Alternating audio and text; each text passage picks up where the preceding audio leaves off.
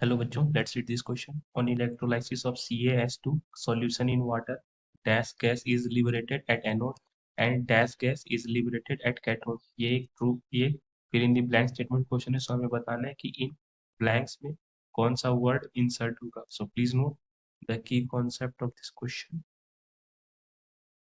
that the substance with higher reduction potential the substance with higher reduction potential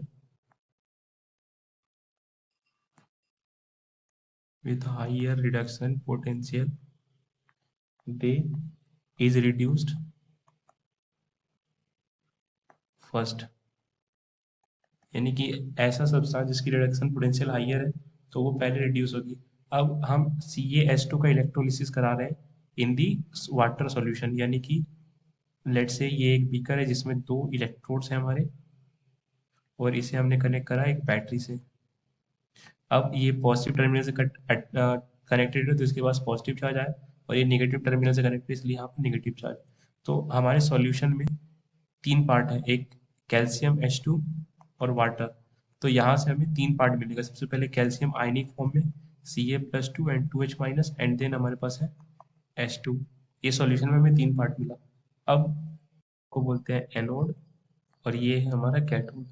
और anode पर objects की या substances की oxidation होती है जबकि कैथोड पर रिडक्शन होती है. तो यहाँ से हम रिएक्शन लिख सकते हैं इन कैथोड.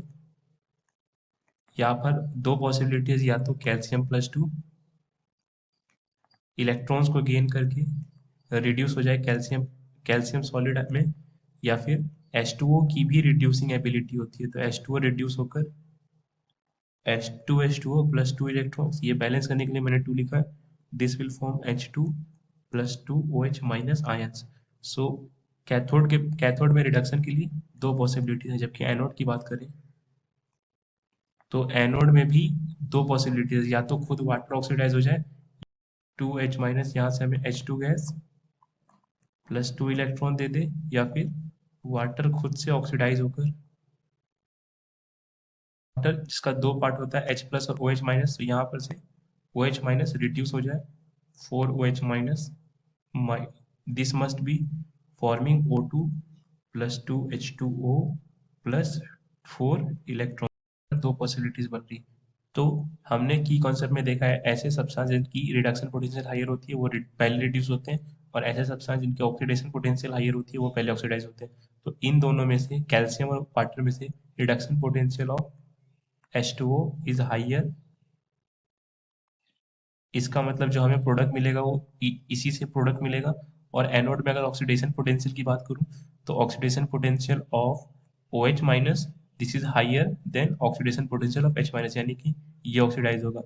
तो हम जो मेन रिएक्शन की बात करें तो कैथोड पर हमें सिर्फ एक रिएक्शन दिखेगा 2H2O वाला +2 इलेक्ट्रॉन, यहाँ से हमें H2+2OH माइनस, ये हमें कैथोड में फॉर्म होकर मिलेगा. एनोड में OH minus 4OH minus, this must be giving O2+2OH minus O2+2H2O +4 electron. So this is the product, यानी एनोड पे हमें ऑक्सीजन गैस मिला जबकि कैथोड पर हमें हाइड्रोजन गैस मिला. सो अब हम इस फिल इन द ब्लैंक्स में इंसर्ट कर सकते हैं word that dash gas is liberated at anode. Anode पर हमें O2 गैस मिला, this is O2 at anode, and dash gas is liberated at cathode. So H2 gas is liberated at cathode. So I hope आपको ये concept समझ है student. Thank you.